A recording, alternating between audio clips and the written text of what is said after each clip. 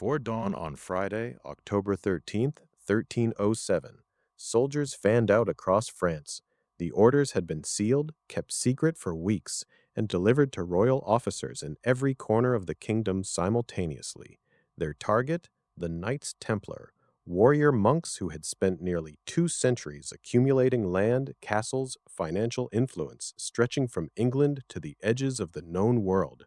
In a single coordinated sweep ordered by King Philip IV, hundreds of Templars were dragged from their beds and thrown into royal custody. What the king's men found next is what makes this story so strange. When investigators opened the Templar vaults, expecting to seize one of the greatest fortunes in medieval Europe, the records that survive suggest they found far less than anyone anticipated. The treasury, according to accounts from that period, appeared largely empty. The fleet the Templars were known to maintain on France's Atlantic coast, gone. The wealth of an organization that had served as banker to kings and popes for generations had seemingly overnight vanished.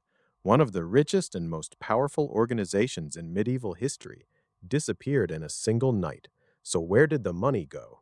7 centuries later, that question remains genuinely unanswered. In this episode, we are going to trace exactly how the Templars built their financial empire, the verified history, the documented facts, then examine the theories, the legends, and the speculation surrounding what happened to it all. To understand where the fortune went, we first need to understand the extraordinary scale of what was built. That story begins not in a counting house, but on a dusty road to Jerusalem. In the aftermath of the First Crusade, Christian pilgrims began making the long and perilous journey to the Holy Land in significant numbers. The roads were lawless. Bandits preyed on travelers. People who had sold everything they owned to make the journey were robbed, killed, or simply disappeared. The Holy City had been taken, but reaching it was still a death sentence for the unprepared. Around 1119, and historians note the exact year is still debated, a small group of French knights made a vow to dedicate themselves to protecting these pilgrims. They established themselves near the site of the ancient Temple of Solomon in Jerusalem, and from that location they took their name, the Poor Fellow Soldiers of Christ and of the Temple of Solomon. The world would come to know them simply as the Knights Templar. For the first decade, the order was modest, underfunded, and operating largely on the strength of its own conviction. That changed in 1129, when the Catholic Church formally recognized the Templars at the Council of Troyes. With that recognition came legitimacy, and with legitimacy came something far more powerful: donations. Nobles across Europe, eager to support the crusading cause without necessarily traveling themselves, began gifting the Templars with land, castles, estates, and money. Properties accumulated across France, England, the Iberian Peninsula, and Italy. The order that had begun with a handful of knights guarding a road now held assets spread across an entire continent. This is documented history. Surviving charters and church records confirm the scale of the order's land acquisitions over the following decades. Then, in 1139, Pope Innocent II issued a papal bull known as Omne Datum Optimum. This was not a minor administrative document. It granted the Templars a set of privileges that were, for the medieval world, almost without precedent. They were exempted from local taxes. They answered to no bishop, no king, no local lord, only to the Pope himself. They could build their own churches and keep their own chaplains. In a world built on feudal obligation and ecclesiastical hierarchy, the Templars existed almost entirely outside both. The result was an organization with growing wealth, vast landholdings, and institutional independence that no other body in medieval Europe quite matched. But there was still one urgent, practical problem that pilgrims faced every single day. They needed to carry their wealth to the Holy Land without being robbed along the way. The solution that Templars invented for that problem was so effective that kings and popes started using it too, and that is where the real power began. Think about what it meant to travel from Paris to Jerusalem in the 12th century. The roads were dangerous. Bandits operated openly. Crossing from one kingdom into another meant passing through territories where your money, your goods, and your life were all at risk. and yet thousands of pilgrims made that journey every year, many of them carrying significant wealth to fund their stay in the Holy Land. The question was simple and urgent. How do you move money across a continent when the continent is trying to rob you? The Templars had an answer, and it was elegant. A pilgrim arriving at a Templar commandery in France, one of the order's local houses, could deposit their valuables there before setting out. In return, they received a document.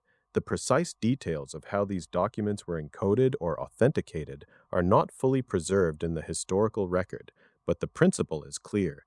Document could be presented at another Templar house further along the route or at a Templar facility in the Crusader states. The bearer could withdraw an equivalent sum. The gold stayed behind. The document traveled. The pilgrim arrived in Jerusalem without ever having carried a fortune through the wilderness. Historians are careful to note that this was not banking in the modern sense.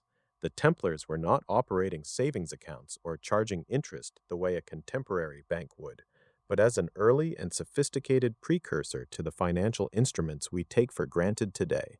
The letter of credit, the managed account, the cross-border transfer, what the Templars built was genuinely remarkable for its time, and once the system existed, it was too useful to stay limited to pilgrims. Merchants quickly recognized what the Templars had created. Moving trade goods across Europe carried the same risks as any other journey, and the Templar network offered a solution. Then came the monarchs. Historical records document that both King Louis VII of France and King Henry II of England made use of Templar financial services. These were not small arrangements. Kings required the management of significant funds across multiple territories, and the Templars had the infrastructure to handle it. The order also extended loans. Crusading was expensive. Equipping an army, financing a sea voyage, maintaining a castle in hostile territory, all of it demanded capital that many nobles, even monarchs, simply did not have on hand. Surviving records indicate the Templars lent money and sometimes held collateral in return. Land titles, crown jewels, pledges of future revenue. The details of individual arrangements varied, and we should be careful not to project modern financial logic too precisely onto medieval practice, but the broad shape is clear. Nowhere was this more visible than in Paris. The Templar headquarters in the French capital, known as the Paris Temple, functioned at various points, something resembling a treasury for the French crown itself, involved in managing royal accounts and, at times, the collection of royal taxes. The exact scope of that role shifted over the decades, but its existence tells you everything about how deeply the Templars had embedded themselves into the machinery of medieval power. Stretch that network outward, commanderies from Portugal and England in the west to the Crusader states in the east. What you have is an interconnected financial infrastructure spanning a continent. It worked in large part because people trusted it. The Templars had taken vows of poverty. Individual members were not supposed to profit personally. That structural fact reduced the incentive for fraud and gave the order a reputation for reliability that no individual merchant or moneylender could easily match. They had made themselves indispensable, and as history has shown more than once, indispensability to kings is a very dangerous position to occupy. The same wealth that gave the Templars their power was already drawing the attention of someone who would use it against them. By the early 14th century, the Knights Templar had spent nearly 200 years accumulating wealth, influence, institutional power on a scale that few organizations in medieval Europe could match. But power of that kind has a way of attracting enemies, and by 1307, the Templars had acquired one of the most dangerous enemies imaginable. The King of France himself, King Philip IV, known to history as Philip the Fair, had fought a series of expensive wars, left the French crown in serious financial difficulty. Historical records document that Philip was deeply indebted to the Templars among other creditors. For a monarch whose authority rested on projecting strength and control, owing money to a military order that answered not to him, to the Pope, was an uncomfortable arrangement, and one he had reason to want resolved. His opportunity came from a shift in the wider world. In 1291, the city of Acre fell to Mamluk forces, ending the last significant Christian foothold in the Holy Land. For the Templars, this was not simply a military defeat, it was an existential crisis. Their founding purpose had been to protect Christian pilgrims traveling to Jerusalem. With the Crusader states gone, that justification had collapsed. Critics began asking openly what exactly the Templars were still for. The order was wealthy, powerful, and politically connected, but its original mission had vanished along with the Crusader presence in the East. Philip moved in 1307. The charges leveled against the Templars were extraordinary. Members of the order were accused of heresy, of denying Christ during their initiation ceremonies, and of worshipping an idol referred to as Baphomet. Other accusations of a degrading and blasphemous nature were added to the list. It is essential to state this clearly. These accusations were extracted under torture. They were disputed at the time by many of the accused, and most modern historians regard them as politically motivated rather than evidence of genuine crimes. The charges have never been independently verified, and the scholarly consensus today treats them with considerable skepticism, though historians continue to debate the details. Pope Clement V, already in a weakened political position relative to the French crown, yielded to Philip's pressure. He issued orders for the arrest of Templars across Christendom and, at the Council of Vienne in 1312, formally dissolved the order. 2 years later, in 1314, Grand Master Jacques de Molay, the last leader of the Knights Templar, was burned at the stake in Paris. That much is documented historical fact, and then came the inventory. When royal officers moved through the Templar properties and catalogued what they found, the results were, according to surviving accounts, subsequent scholarly interpretation, deeply puzzling, the wealth that should have been there, the accumulated reserves of an organization that had managed royal accounts and held the assets of kings, was largely absent. The vaults were not full. The Templar fleet, reportedly based at the Atlantic port of La Rochelle, was gone. No official record ever fully accounted for the missing wealth. So where did it go? The theories, some grounded in evidence, some purely speculative, and some belonging to legend outright, are where this story gets truly strange. Before we go any further, it is important to be honest about what we are doing in this chapter. Some of what follows is grounded in real historical evidence, some of it is informed speculation, and some of it is legend, pure and simple. We will tell you which is which, because on a question this old, with evidence this thin, that distinction matters enormously. Theory 1, and it has at least a foothold in the historical record. The Templars are known to have maintained a fleet of ships based at La Rochelle on France's Atlantic coast. What happened to those ships after the arrests of October 13th, 1307, is not clearly documented. They were not seized alongside the Templar commanderies on land. Some historians have noted this absence and suggested that the fleet may have departed before dawn, possibly carrying assets that the order's leadership had quietly moved in the days or weeks before the arrests. It is a theory that fits the timeline, but it is only a theory. No surviving record describes a fleet being loaded with treasure, and no account of where such a fleet might have sailed has ever been confirmed. Treat this one as a plausible hypothesis, not a proven fact. Theory 2 is considerably less dramatic, and for that reason it may be the most credible. When Pope Clement V formally dissolved the Knights Templar at the Council of Vienne in 1312, he ordered that the bulk of Templar property be transferred to another military order, the Knights Hospitaller. Some historians argue that what looks like missing wealth was never truly missing at all.